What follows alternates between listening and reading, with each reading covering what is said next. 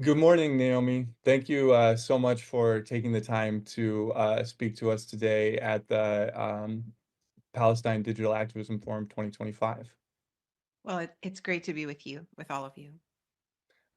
Thanks so much. So I guess we can just go ahead and jump into it. I was wondering, first, you do wear a lot of hats as a professor, as a filmmaker, and as a journalist. And I was wondering if the first question that I could ask you would be from the perspective of a journalist. We're quite a ways into the most atrocious ongoing genocide in Palestine, and I was wondering if you could comment on how you see the role of Palestinian journalists on the ground in Gaza impacting the situation.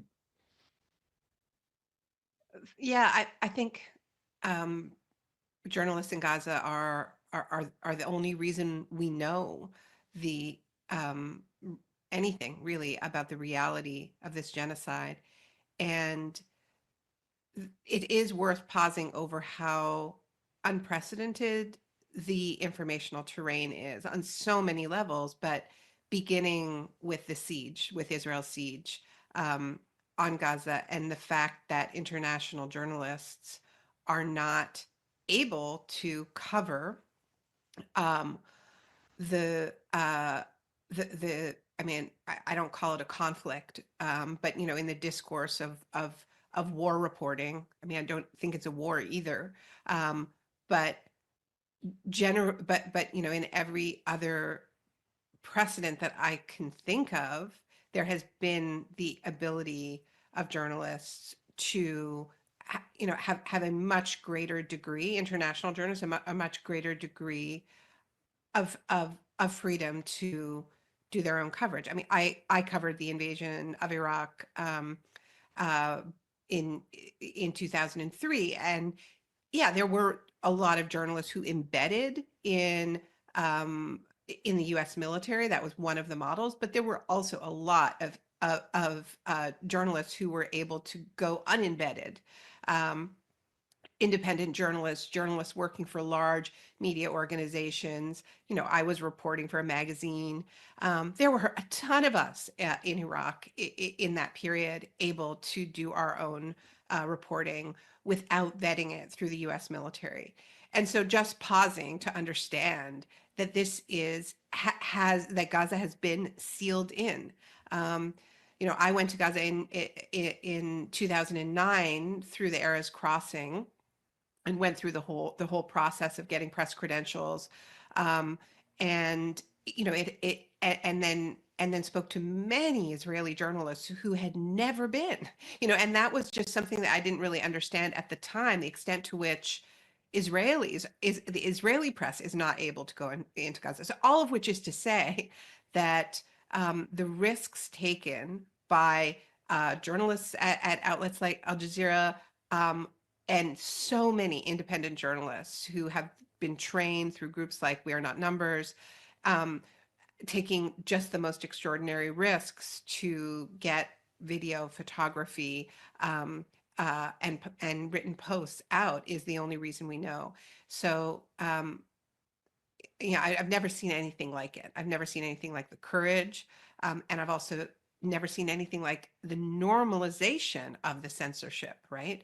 Because these atrocities are happening because of weapons and money sent by the US. And the US press has not demanded access to see for themselves. So, I mean, I have a huge amount of outrage, as so many of us do, about the failure to stand up for Palestinian journalists who have taken the risks and are the only reason we know, and to not stand up sufficiently. I mean, obviously there are exceptions, but sufficiently for our colleagues who are being murdered, targeted, for the risks that they're taking, and for just doing their jobs in the most basic sense. Um, but also a failure to stand up for themselves and their right to go in and do this reporting, because this is a US genocide as much as it's an Israeli genocide.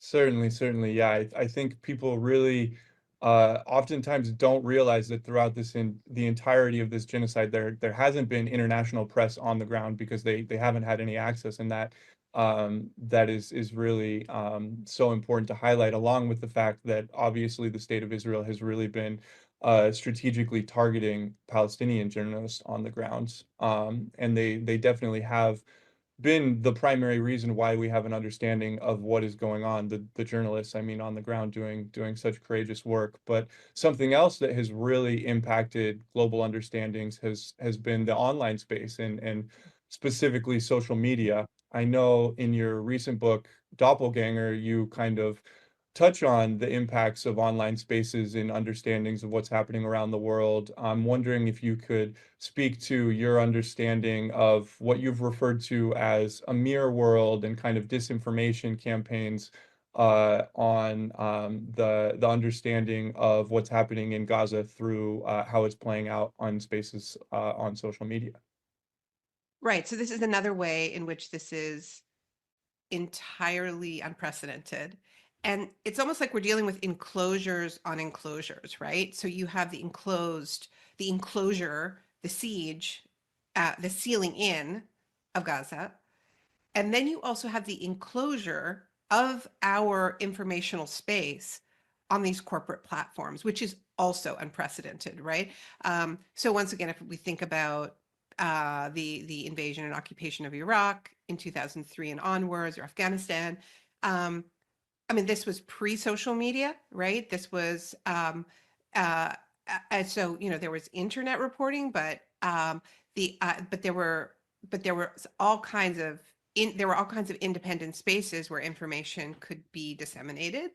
Um, Now we are all enclosed. So much of the ways that we understand the world are on these platforms, these massive platforms that are global, and then there are enclosures within the enclosures, right? So we're all working for Elon Musk, or we're working for Mark Zuckerberg, or we are content, we are attention for a certain kind of business model, right? Which they have been adamant that they are not journalists, they are not publishers, they are not journalists, right? They don't want to take responsibility for what's on their platform legally.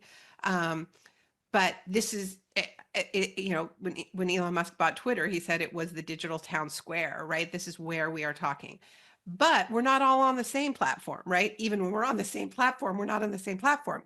We're enclosed within these algorithmic platforms within platforms.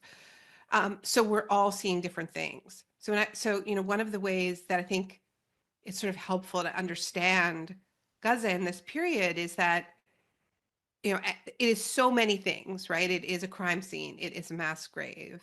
It is a site of liberation. It is, in so many ways, a miracle. I mean, it is a site of endless atrocity, and it is also a soundstage, right? And it's a soundstage where you have many different actors performing for different audiences, right? So on the same platform, you have Palestinians, journalists, and also non-journalists taking out their phones and documenting atrocities for the world. And you also have Israeli soldiers documenting their own crimes for their own audiences, right? Who are consuming that documentation as a kind of an entertainment, as a rallying of national spirit, right? So the strangeness of it is that the same crime can be documented for completely different reasons and from different perspectives, right? And we don't know what any of this means yet in terms of the documentation, right? Like whether it eventually, like I think that the enormous risks and also even the enormous sacrifice that it takes to in in a moment of deepest loss and sorrow to also be thinking about documentation, of knowing how necessary it is to document, right? Which is the last thing that anyone wants to do in that moment. But yet it is happening over and over and over again out of hope that that document documentation will wake up the world, or if not in this moment, then it becomes evidence eventually for accountability, in some future where international humanitarian law matters, which is not our present, right? So, I'm just acknowledging that we don't yet know what becomes of that. We know right now that it isn't doing the work that I think the people taking the risks want it to do. And the Palestinians who are taking the risk are doing it because every one of those images of maimed people should wake up the world, and it hasn't yet, right? Yeah. But that's also because of the algorithmic bubbles that everybody is in. I teach university students and taught a course this semester that looked directly at the genocide. And one of the things that I think is so difficult is the isolating nature of how the information is being consumed, right? That it's being consumed not collectively, but on a device, a very sort of private device, a phone, maybe through headphones.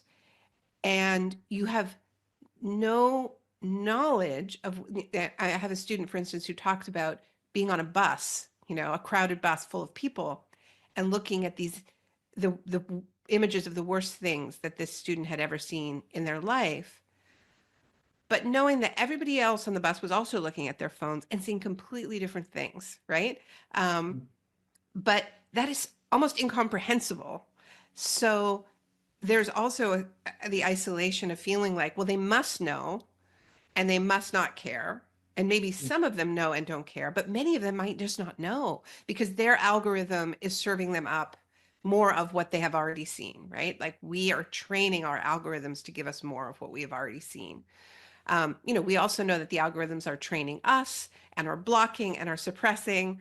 And so we're not seeing a lot of things that we might want to see, but if we are among the people who choose and click and say we do want to know about the genocide, then we're certainly seeing far more than the average person out there, right, who doesn't make those same choices. So I think there's just levels of there's bubbles within bubbles within bubbles, and sieges within sieges within sieges, enclosures. It's just a maze of enclosures, I guess is the way I would put it. Yeah, no, I think that you've really outlined it well, and the it of it being the problem. But I know you've also talked about this idea of an information commons, and there's so many things we could talk about, but we unfortunately just have a couple more minutes here. So Yeah. as we move to a close of this conversation, I'm wondering if you could kind of give us an overview of what that might look like in terms of what a better future would look like for these spaces to be able to create healthier understandings, more honest understandings of what's happening around the world.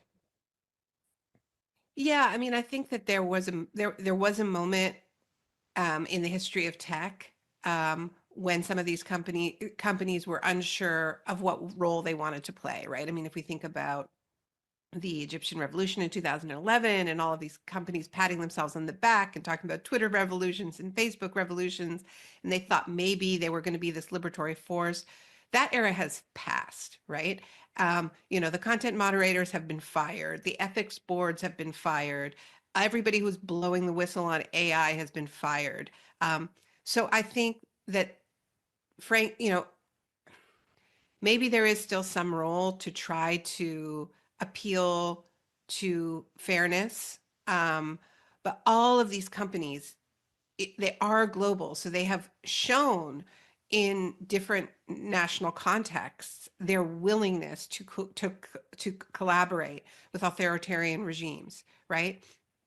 And I think that there were, like, once again, coming back to bubbles, right? Like if we think about what a company like Facebook already has showed in its willingness to collaborate with Modi in India, or Erdogan in Turkey. I mean, they have so much practice in censorship already. And so really, I think in North America and Europe were bubbles in and of themselves where there was a little bit more freedom.